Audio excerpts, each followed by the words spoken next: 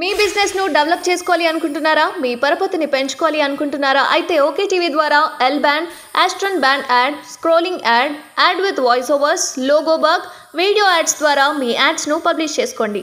సంప్రదించవలసిన phone number 8520917933. అధికారులకు వచ్చి ముఖ్యమంత్రిగా పదవి బాధ్యత చేపట్టి మళ్ళా ఏదో ఇందరు వెళ్ళి ఆదివాసులు అంటే అమాయకులు, ఆదిలాబాద్ జిల్లా వాళ్ళంటే అమాయకులు అని చెప్పి ఇలా ఆదివాసులను మరొకసారి మోసం చేయడానికి వచ్చిన తప్ప నిజంగా చిత్తశుద్ధి లేని అడుగుతున్నాం.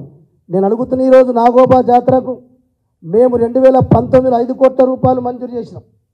2022లో మళ్ళీ 6 కోట్ల రూపాయలు మంజూరు చేస్తే అదే ఆలయాన్ని ప్రారంభించినాం.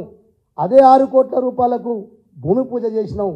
ఏవైతే 417 కోట్ల రూపాయలు ఉమ్మడి ఆదిలాబాద్ జిల్లాలో 10 నియోజకవర్గాల్లో 417 కోట్ల రూపాయలు ఎస్టీ అన్కనెక్టెడ్ విలేజ్లకు కూడా రోడ్లు మంజూరు చేసింది కేసీఆర్ గారి ప్రభుత్వం.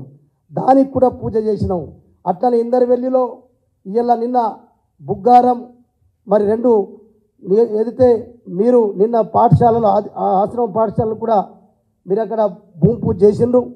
అవి కూడా 2022-23 సంవత్సరంలో తెలంగాణ రాష్ట్ర ప్రభుత్వం ముఖ్యమంత్రి కేసీఆర్ గారి వస్తాలతోటే అవి మంజూరు చేసినాం. ఏం చేసినాం మరి? ఆనాడు కాంగ్రెస్ పార్టీ ప్రెసిడెంట్గా వచ్చి అవే మాట్లాడినాం. ముఖ్యమంత్రిగా వచ్చి కూడా తెలంగాణ రాష్ట్ర ప్రభుత్వం కేసీఆర్ గారి ప్రభుత్వం మంజూరు చేసినాయే మళ్ళా భూమి పూజ చేసినాం, ఆలయాన్ని ప్రారంభోత్సవం చేసినాం. కేవలం నిన్న 1 కోటి రూపాయలు స్మృతి వనానికి మంజూరు చేసింది తప్ప ఇంకొకటి కూడా ఎక్కడ ఒక పని కూడా కొత్తది మంజూరు చేయలేదు. ఇవాళ మళ్ళీ కేవలం పార్లమెంట్ ఎన్నికలు దృష్టి పెట్టుకొని కేవలం ఎన్నికల ప్రచార సభలో మాట్లాడినటువంటి మాటలు మాట్లాడినాం. నిజంగా తెలంగాణ ప్రజలకు ఇలా అవమానం జరుగుతుంది. ఒక ముఖ్యమంత్రి గారు మాట్లాడే మాటలు అంటే నిజంగా తెలంగాణ ప్రజలు బాధపడుతూ ఉన్నారు. అసలు ఒక ముఖ్యమంత్రి గారు మాట్లాడే మాటలేనా? చెట్ల గురిపెట్టండి, లాగులలో తొండలు పంపించండి అంటే ఏమన్నట్టు?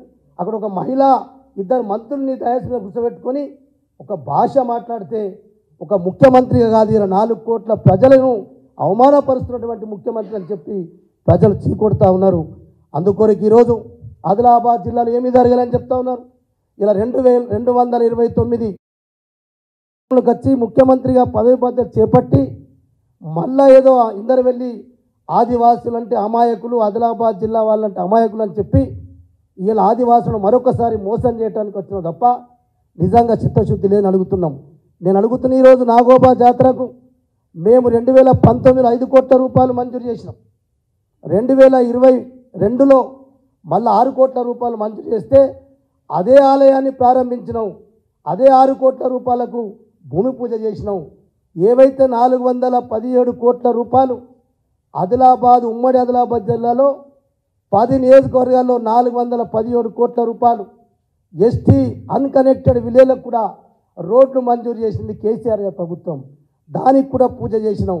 అట్లనే ఇందరవెల్లిలో నిన్న బుగ్గారం మరి 2 ఏదైతే మీరు నిన్న పాఠశాలలో ఆశ్రమ పాఠశాలలు కూడా మీరు అక్కడ భూమి పూజ చేసిండ్రు. అవి కూడా 2022-23 సంవత్సరంలో తెలంగాణ రాష్ట్ర ప్రభుత్వం ముఖ్యమంత్రి కేసీఆర్ గారి వస్తాలతోటే అవి మంజూరు చేసినాం. ఏం చేసినాం మరి?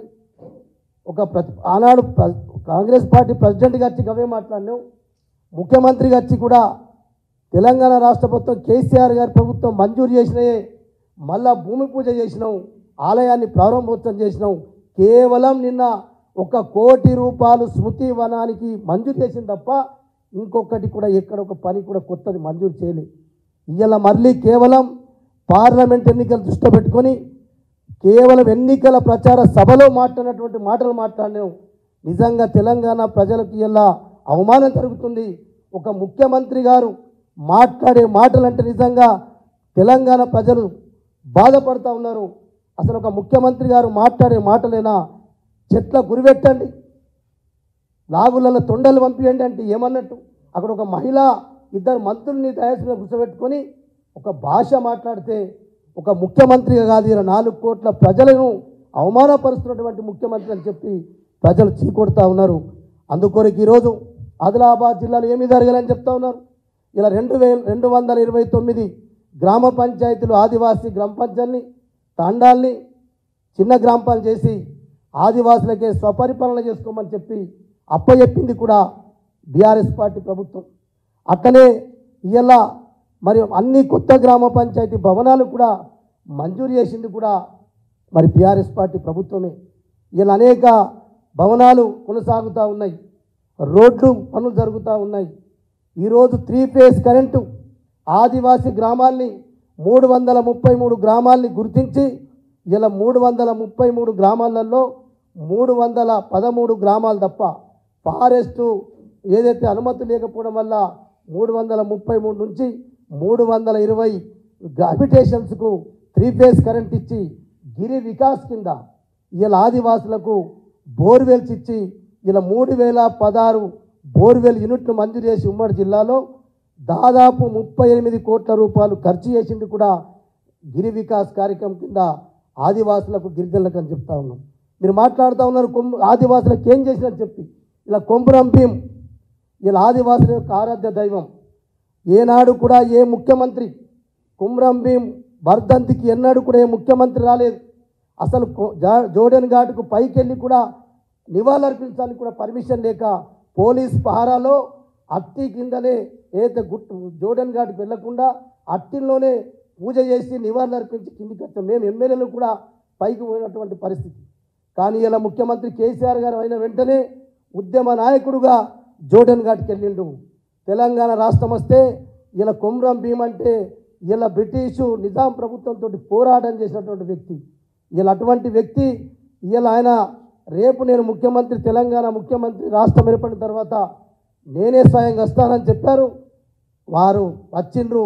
ఇలా 25 కోట్ల రూపాయలతోటి జోడెన్ ఘాట్లో ఆదివాసుల యొక్క సంస్కృతిని ఆచారాన్ని ఏర్పాటు కొరకు మ్యూజియం కట్టింది కూడా బీఆర్ఎస్ పార్టీ ప్రభుత్వం హయాంలోనే. ఇలా జోడెన్ ఘాట్కు పోవడానికి కూడా డబల్ రేడు 7 కోట్ల రూపాయలతోటి బీటీ రోడ్ వేసింది కూడా ఇలా బీఆర్ఎస్ పార్టీ ప్రభుత్వం ఉన్నప్పుడు. ఇలా కొమ్రం భీం పేరుతోటి ఆనాడు జలగం వెంగళరావు గారు అనేక ముఖ్యమంత్రులు మాట్లాడిండ్రు. ఏ ముఖ్యమంత్రి నచ్చినా జోడెన్ ఘాట్ అయితే కొమ్రం భీం పేరుతోటి జిల్లా పేరు పెడతామని చెప్పిండ్రు. ఏ ముఖ్యమంత్రి పెట్టలే, ఏ ప్రభుత్వం పెట్టలే.